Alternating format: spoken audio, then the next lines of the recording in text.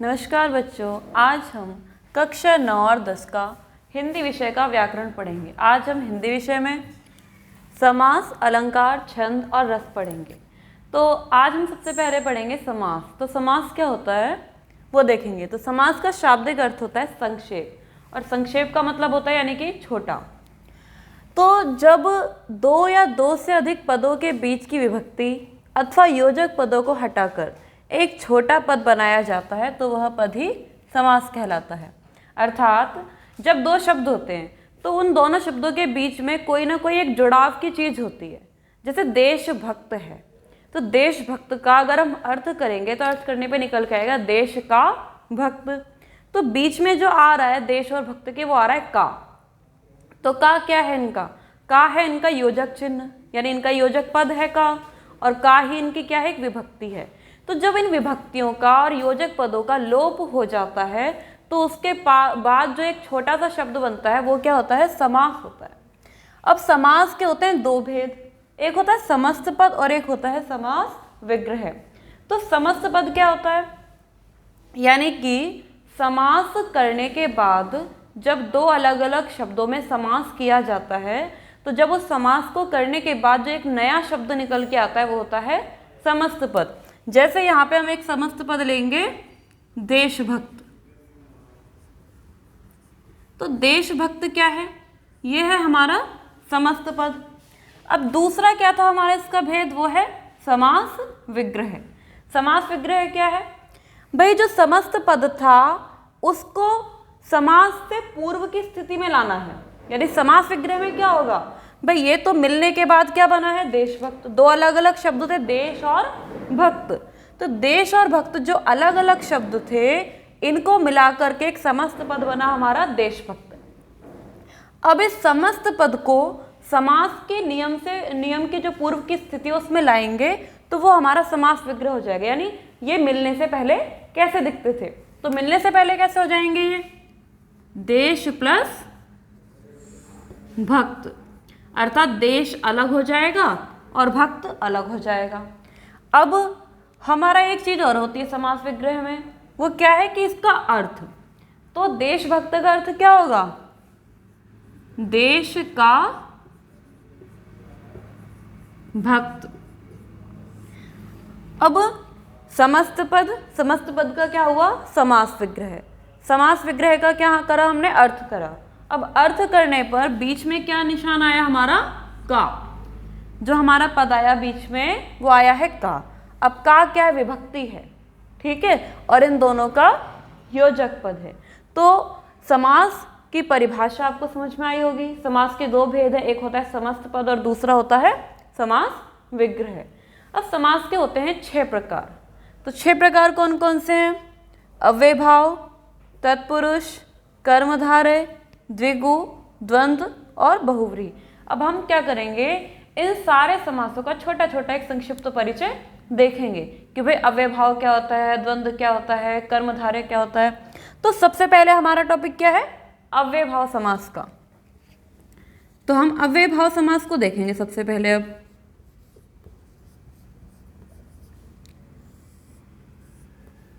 अब देखो, ये तो हम सभी जानते हैं कि जो हमारे गुण होते हैं वो नाम के अनुरूप होते हैं, यानी जैसा नाम वैसे गुण। तो शब्द क्या है? अव्ययभाव है।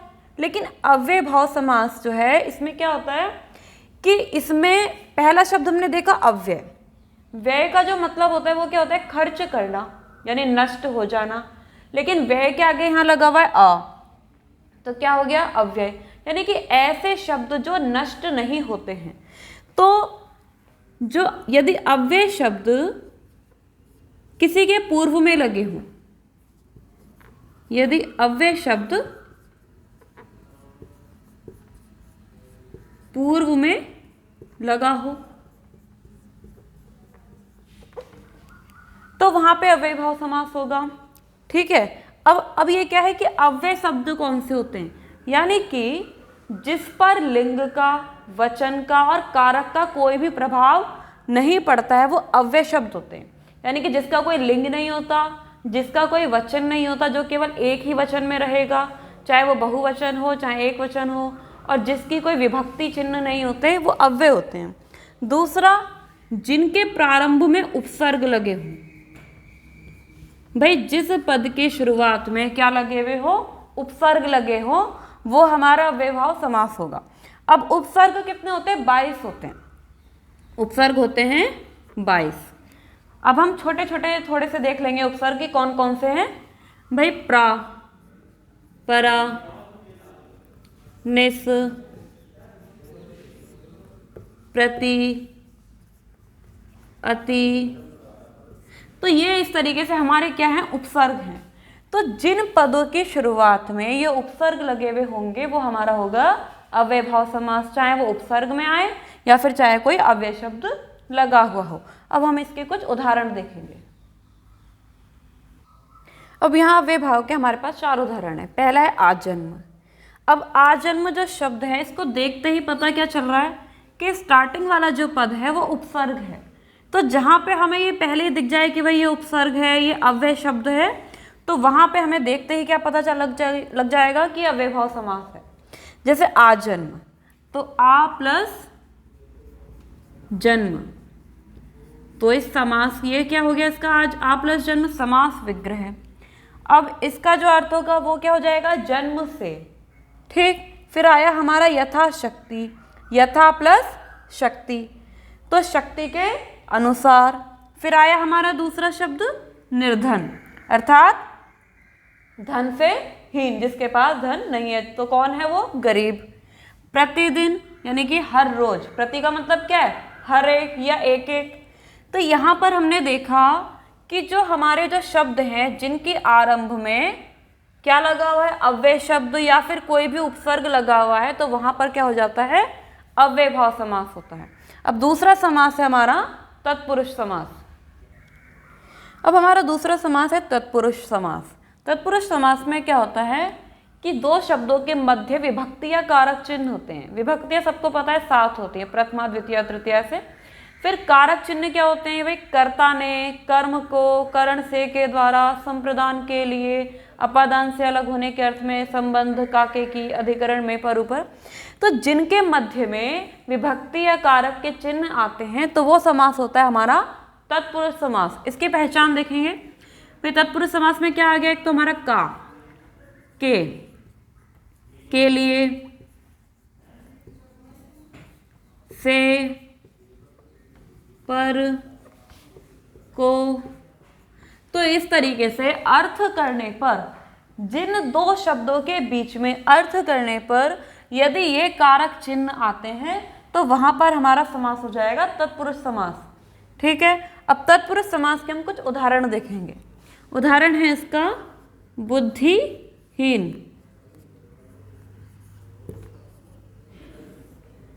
अब बुद्धिहीन है शब्द, बुद्धिहीन का हम अर्थ करेंगे तो बुद्धि से हीन। अब बुद्धि से हीन शब्द है। अब यहां पे बीच में क्या आ रहा है? से, यानी कैसा व्यक्ति है कि जिसके पास बुद्धि ही नहीं है, बुद्धि से हीन है। तो जहां पर अर्थ करने पर 2 पदों के बीच में विभक्ति या कारक का चिन्ह आता है तो वहां पर हमारा समास हो जाता है तत्पुरुष समास। और दूसरा देखेंगे हम अर्थहीन।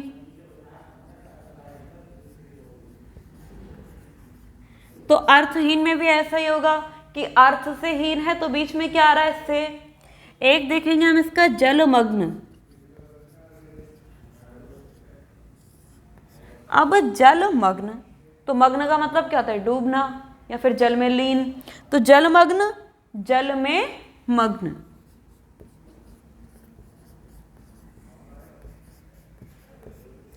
अब यहां बीच में क्या आया हमारा? में। अब में को किसका निशान है? में है हमारा सप्तमी का, अधिकरण का, में पर ऊपर। तो जहां पर इन 2 शब्दों के बीच में क्या आएगा? विभक्ति का निशान आएगा, यानी कि कारक चिन्ह आएंगे, वहां पर हमारा समास हो जाता है तत्पुरुष समास। अब एक इसका उदाहरण देखेंगे हम, आत्मरक्षा।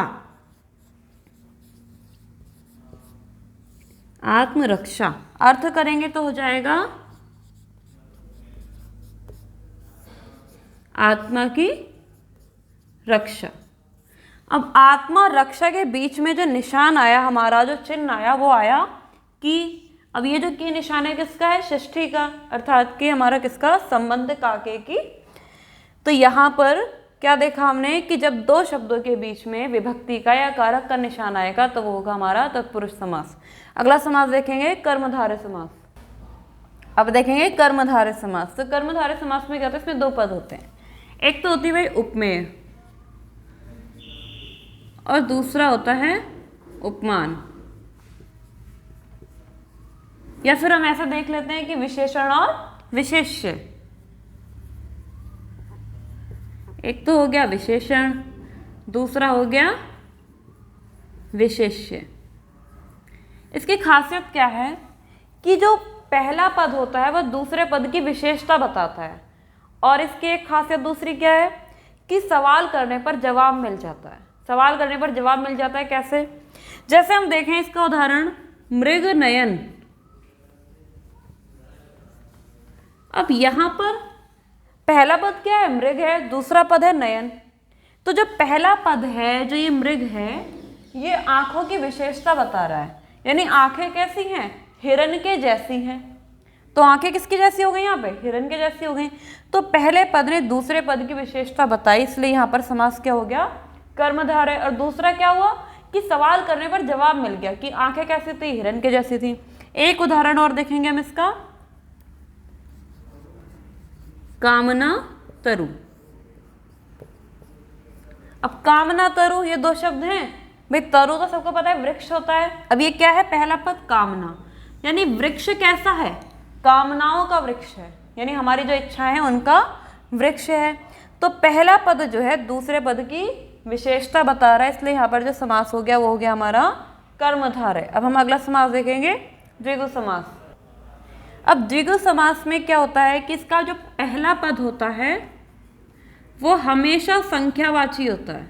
पहला पद संख्यावाची होता है।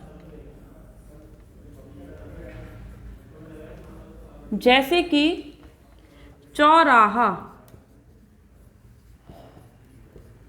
अब चौराहा यानी चार रास्तों का समूह। तो यहां पर जो क्या है? पहला शब्द क्या है? चौ, यानी कि चार, गिनती आ गई।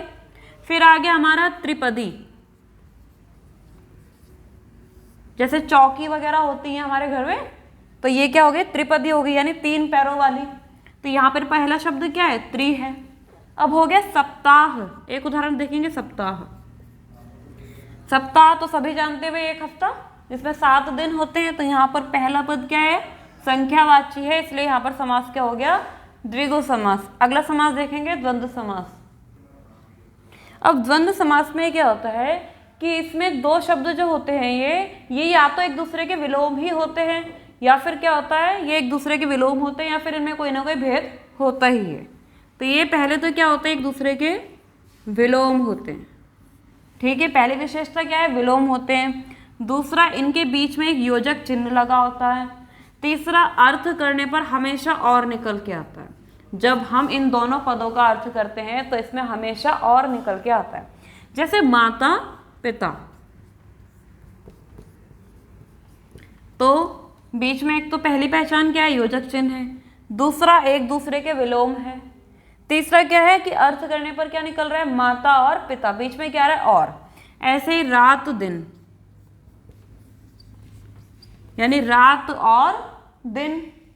पुण्य पाप, पुण्य और पाप, इस तरीके से जिनके बीच में अर्थ करने पर और आ जाए वो हो जाएगा हमारा द्वंद्व समास। अगला समास है बहुव्रीहि समास। बहुव्रीहि समास में क्या होता है? इसमें किसी तीसरे पुरुष की तरफ इशारा किया जाता है, यानी कि हम सवाल जब करते हैं तो हमें जवाब नहीं मिलता है। ये तो इसकी होगी एक विशेषता। दूसरी विशेषता क्या होती है कि ये या देवताओं के पर्यायवाची होते हैं। देवताओं के पर्यायवाची।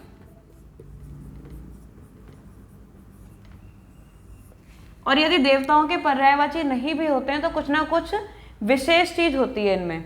जैसे कि कोई जानवर है, जैसे बारहसिंगा है, हिरन है, एक विशेष प्रजाति का हिरन है जिसके सर पर कितने सींग है? 12 सींग है। तो गिनती लगी हुई है, वैसे तो कह सकते हैं कि द्विगु समास है, किंतु विशेष होने के कारण उसकी जो वो है नाम दिया गया है वो भी बहुव्रीहि समास में आ जाता है। तो बहुव्रीहि समास के उदाहरण क्या देखेंगे हम? पहला हो गया हमारा लंबोदर। यानी कि लंबा है उदर जिसका। अब वैसे तो हम जानते हैं कि किसका है, लेकिन सवाल करने पर एक जवाब हमें नहीं मिल रहा है। और दूसरा क्या है, लंबोदर किसी देवता का पर्यायवाची। किसका पर्यायवाची? गणेश जी का पर्यायवाची, इसलिए यहाँ पर समास हो गया हमारा बहुव्रीहि। अब एक देखेंगे दशानन। दशानन वैसे तो गिनती लगी हुई है आगे, पर गिनती लगने के बाद भी ये द्विगु समास नहीं होगा। क्यों नहीं होगा? क्योंकि ये रावण की विशेषता है। ठीक है, तो 10 मुखों वाला कौन है? तो कौन है? केवल एक ही हुआ है आज तक दुनिया में, तो वो है रावण। ठीक है, तो जो दुनिया में एक ही चीज होती है, उनमें कुछ एक विशेष चीज होती है, तो गिनती लगने के बाद भी वो बहुव्रीहि समास में आ जाती है। तो समास का टॉपिक तो हो गया है हमारा खत्म। अब हम देखेंगे अलंकार। करो शुरू। अब हम अलंकार पढ़ेंगे। तो अलंकार जैसे एक सुंदर स्त्री की शोभा उसके आभूषणों से होती है, उसी प्रकार काव्य की जो शोभा होती है वो अलंकारों से होती है, इसलिए यहाँ पर इसको कहा गया है आभूषण।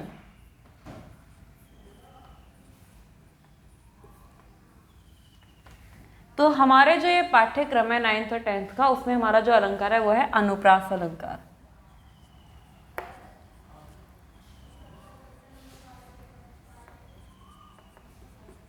अनुप्रास अलंकार में क्या होता है, यहाँ पर एक ही वर्ण की आवृत्ति बार बार होती रहती है, किंतु इसमें कोई अर्थ का परिवर्तन नहीं होता है। क्या होता है यहाँ पर? वर्ण की आवृत्ति होती है, यानी कि किसी एक अक्षर की। जैसे इसका उदाहरण देखेंगे हम। इसका उदाहरण है, चंदू के चाचा ने चंदू की चाची को। तो ये आपको पता ही होगा कि चंदू के चाचा ने चंदू की चाची को चांदनी रात में चांदी की चम्मच से चटनी चटाई। तो यहाँ पर बार बार क्या आ रहा है? चा चा चा आ रहा है। तो इससे आपको पता चल जाएगा कि ये अनुप्रास अलंकार है। दूसरा उदाहरण देखेंगे हम इसका, कि खड़क सिंह के खड़कने से खड़कती हैं खिड़कियां। तो बार बार क्या आ रहा है? खा खा आ रहा है। तो ये क्या है? वर्ण है। तो जहां पर वर्ण की बार बार आवृत्ति होगी वहां पर अनुप्रास अलंकार हो जाएगा। ठीक है, दूसरा हमारा अलंकार जो है यहाँ पर वो है यमक अलंकार। यमक अलंकार में क्या होता है कि शब्द की आवृत्ति होती है। एक तो क्या है कि इसमें शब्द की आवृत्ति होती है, और दूसरा शब्द की आवृत्ति होने पर अर्थ बदल जाता है, यानी जितनी बार शब्द दोबारा रिपीट होगा उतनी बार उसका अर्थ बदल जाएगा। तो इसका उदाहरण है, काली घटा का घमंड घटा। अब काली घटा यानी जो बादलों में जो काली घटाएं आती हैं वो, घमंड घटा ये कम होने वाला है। तो शब्द क्या है? घटा, लेकिन आवृत्ति हुई उसकी 2 बार, और दोनों बार ही शब्द का अर्थ बदल गया, इसलिए यहाँ पर अलंकार क्या हो जाएगा? यमक अलंकार। तो आगे जो हमारा दूसरा टॉपिक है वो है छंद। अब दूसरा जो टॉपिक है हमारा वो है छंद है। ठीक है, तो छंद क्या होता है भाई? जिससे संगीत बनता है, लय आती है काव्य में, वो होता है छंद। तो छंद को क्या कहा गया है? काव्य के पैर कहे गए हैं, क्योंकि जैसे पैरों के बिना हम चल नहीं पाते हैं, वैसे ही छंद के बिना जो काव्य है वो अधूरा माना जाता है। तो छंद जो है वो होते हैं वार्णिक और मात्रिक। ठीक है, तो हमारे पाठ्यक्रम में लगे हुए हैं वो क्या है? चौपाई और दोहा। तो चौपाई और जो दोहा है वो क्या है? मात्रिक है। क्यों? क्योंकि इनमें मात्राएं गिनी जाती है। तो जिनमें मात्राओं का विशेष ध्यान रखा जाता है, मात्राओं को गिना जाता है, वो होते हैं मात्रिक छंद। तो पहला छंद है हमारा चौपाई। तो चौपाई में क्या होता है भाई? 4 चरण होते हैं। ठीक, इसमें एक तो होंगे हमारे 4 चरण, दूसरा हर एक चरण में होती हैं 16 मात्राएं। ठीक है, हर चरण में होंगी हमारी 16 मात्राएं, और लास्ट की जो 2 मात्राएं होती हैं चरण की वो होती हैं दीर्घ। अब आपने बहुत सारी जगह पर ऐसा देखा लिखा हुआ होगा कि शब्द के ऊपर ये अक्षर ऐसे लिखे हुए हैं, तो इनका मतलब क्या होता है? जहां पर ये 1 लिखा हुआ होता है उसका मतलब होता है 1 नंबर की मात्रा, जहां पर ये होता है उसका मतलब होता है कि 2 नंबर की मात्रा। तो चौपाई का उदाहरण, भाई चौपाई का उदाहरण आपने मंगल भवन अमंगलहारी सुना होगा, तो वो क्या है? चौपाई का उदाहरण। जैसे मंगल भवन अमंगलहारी त्रिभुवन दशरथ अजर बिहारी दीनदयाल विरधि संभारी हरो नाथमम संकट भारी। तो ये क्या है, चौपाई का उदाहरण है। तो जहाँ पर 4 चरण होंगे, ठीक है, हर चरण में 16 मात्राएं होंगी और 16 मात्राओं के बाद में जो अंतिम 2 मात्राएं होंगी वो दीर्घ होंगी, यानी 2-2 नंबर की 2 मात्राएं होंगी, यानी 4 नंबर की मात्राएं होंगी। अब हम अगला देखेंगे दोहा।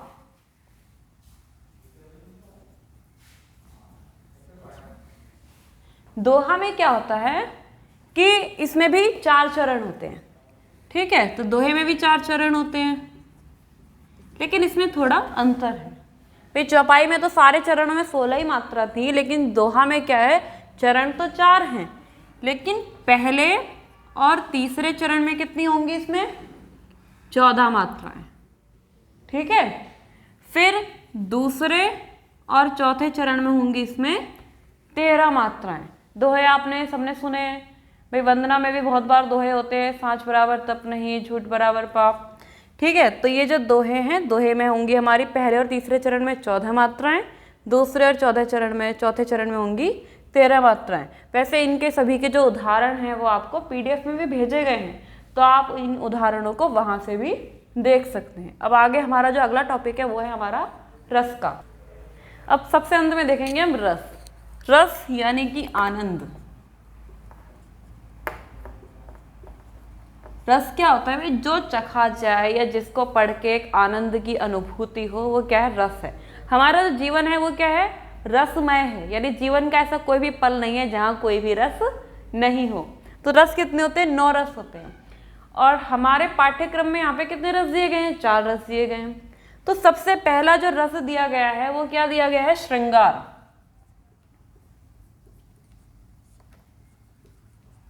श्रृंगार रस को रसराज भी कहते हैं,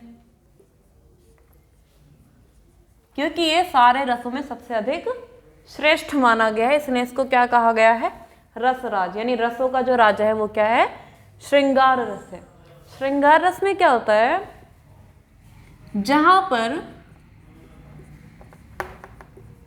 नायक नायिका का मिलन,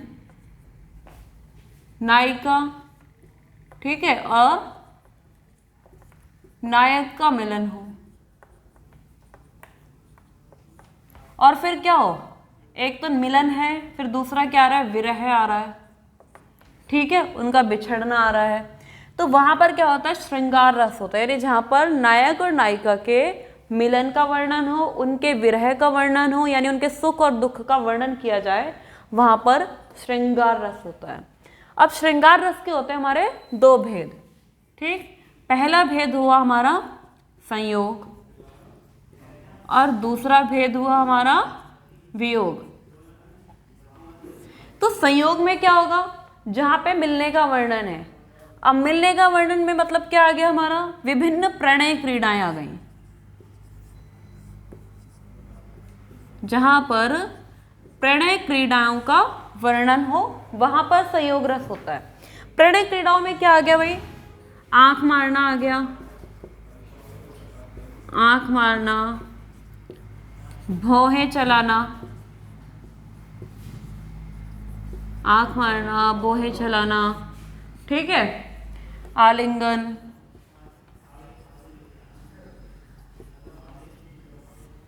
यानी इस तरीके से जहां पर इशारे हों, ठीक है, आंख मारना, भौहें चलाना, आलिंगन करना, यानी इस तरीके की विभिन्न प्रणय क्रीड़ाओं का जहां वर्णन हो वहां संयोग रस होता है। तो इसका उदाहरण भाई आजकल जो हमारी मूवियाँ वगैरह बनती हैं, पिक्चरें बनती हैं, नाटक वगैरह जो आते हैं, जो गाने आते हैं, वो सब क्या है, एक रस में ही तो डूबे हुए हैं, किसी ना किसी रस में है सब। तो हम ऐसे गाने भी देख सकते हैं जहाँ पर श्रृंगार का वर्णन हो रहा है, संयोग का वर्णन हो रहा है। जैसे ये गाने तो सबने ही सुने होंगे भाई, मिले हो तुम हमको, सुना है सबने। यहाँ पे क्या है, मिलन का वर्णन है नायक नायिका के, तो यहाँ पर क्या हो गया भाई, संयोग रस हो गया, ठीक है, मिलन का वर्णन आ रहा है। अब आया वियोग। वियोग थोड़ा संयोग से अलग है। संयोग में तो केवल मिलन का वर्णन है, लेकिन वियोग में क्या होता है, जब नायक और नायिका में विरह आ जाता है, यानी जब नायक और नायिका आपस में बिछड़ जाते हैं, जब उनका विरह हो जाता है, तो वहां पर वियोग रस होता है। अब ये विरह होने के बाद भी जब मिलन की आशा रहती है तो वहां पर होता है वियोग रस। ठीक है, तो जहां पर जैसे कि जब राम जी सीता जी से अलग हुए तो सीता जब चली गई तो उनके बाद उन्हें दुख तो हुआ, किससे बिछड़ने का, सीता से बिछड़ने का दुख तो हुआ, किंतु मन में एक आशा भी थी कि मिलन होगा। तो वहां जहां पर बिछड़ने के बाद मिलन की आशा होती है वहां होता है वियोग रस। ठीक है, तो इसका उदाहरण जैसे श्री राम ने अपने आंसुओं में रोते हुए कहा कि हे खगमृग हे मधुकर श्रेणी तुम देखी सीता मृग नैनी, कि तुमने ऐसी सीता मृग नैनी को देखा है, सबसे पूछ रहे थे वो। अब इसके और उदाहरण देख सकते हैं भाई आज की दुनिया से जोड़ते हुए गानों से। तो हो सकता है कि भाई मोरा पिया मुँह से बोलत नाही, ठीक है, कि मोरा पिया मुँह से बोलत नाही। तो इस प्रकार से और भी बहुत सारे गाने हैं जो आप अपने हिसाब से उनको देख सकते हैं। तो हर रस में कोई ना कोई गाना फिट बैठ ही जाएगा। अब अगला रस पढ़ेंगे हम वीर रस। अब है हमारा वीर रस। तो वीर रस का जो स्थायी भाव होता है वो होता है उत्साह। ठीक है, अब वीर रस में क्या होता है कि जब कहीं पर युद्ध का वर्णन हो रहा हो, किस चीज का, युद्ध का वर्णन हो या फिर कुछ उत्साह भरा काम हो,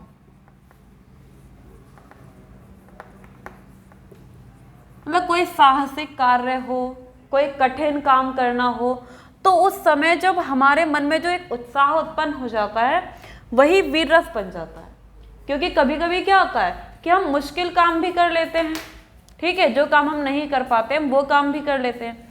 तो वीर रस में क्या है, इसका स्थायी भाव उत्साह है। तो जहां पर कहीं पर युद्ध का वर्णन हो रहा हो, किसी कठिन कार्य को करने की प्रेरणा दी जा रही हो, कुछ ऐसा काम करवाया जा रहा हो जो अत्यंत ही साहस से पूर्ण होता है, तो वहां पर वीर रस होता है। जैसे इसका एक उदाहरण देखेंगे हम, बुंदेले हर बोलो के मुख हमने सुनी कहानी थी।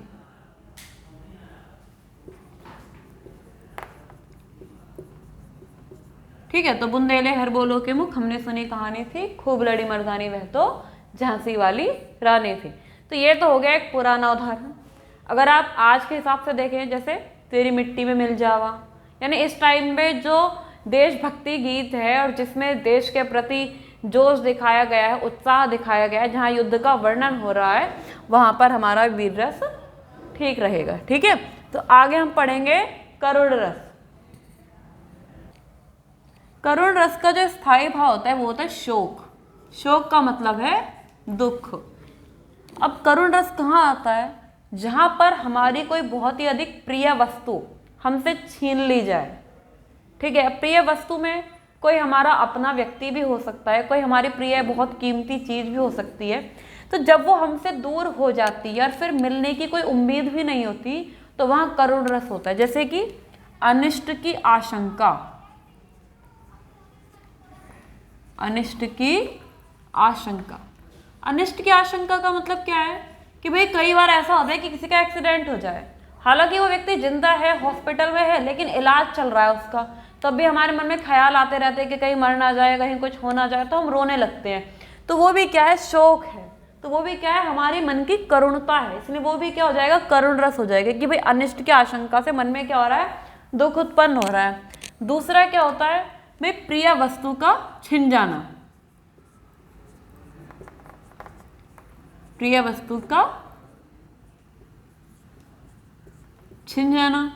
एक प्रिय की मृत्यु, प्रिय की मृत्यु का समाचार। यानी जब हम अपने किसी प्रिय की मृत्यु का समाचार सुने, कुछ अनिष्ट की आशंका होने का ख्याल आए मन में, कोई प्रिय वस्तु हमारी छिन जाए, तो उस समय क्या होता है, करुण रस होता है।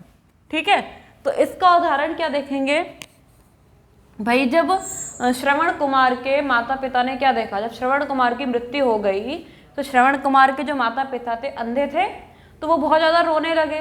तो उन्होंने क्या कहा कि मणि खोए भुजंग सी जननी। भाई जैसे किसी सांप की मणि खो जाती है तो ऐसे जो जननी थी इसकी श्रवण कुमार की, तो मणि खोए भुजंग सी जननी, फन सा पटक रही थी शीश।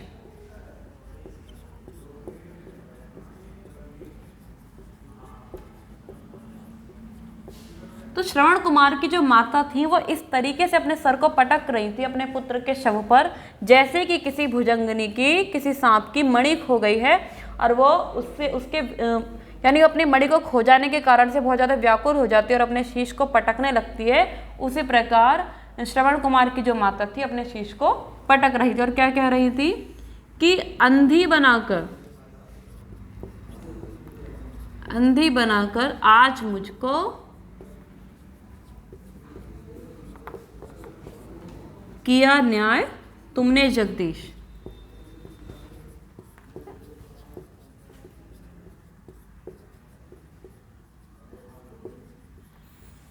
तो यहाँ पर उन्हें किस चीज़ का दुख था भाई? एक तो उनका पुत्र मृत्यु हो गई उसके पुत्र की और दोबारा मिलेगा नहीं। तो इन सारे दुखों का जो वर्णन है वो क्या हो गया? करुण रस हो गया कि भाई आज आपने बहुत अच्छा कर दिया कि मेरे को आंखें ही नहीं दी, मैं अंधी हूँ। तो मणि खोए भुजंग सी जननी, फंसा पटक रही थी शीश, अंधी बनाकर आज मुझको किया न्याय तुमने जगदीश। तो आपको करुण रस समझ में आ गया होगा, यानी कि जहाँ पर शोक जिसका स्थायी भाव होता है, जब हमारे मन में शोक आ जाए, दुख की अनुभूति हो, तो वहाँ करुण रस होता है। तो आज हमने क्या क्या पढ़ा है? समास, अलंकार, रस और छंद पढ़े हैं। तो ये सारी चीज़ें पढ़ी हमने। तो मैं आशा करती हूँ आप सारी चीज़ें आपको समझ में आ गई होंगी, और यदि समझ में नहीं आई है तो आप मेरा जो फ़ोन नंबर है ग्रुप पर है, आप उससे कांटेक्ट करके पूछ सकते हैं। और बाकी ये जो सारी चीज़ें हैं, इन सब के जो नोट्स हैं वो आपको PDF के माध्यम से भेज दिए जाएंगे। धन्यवाद।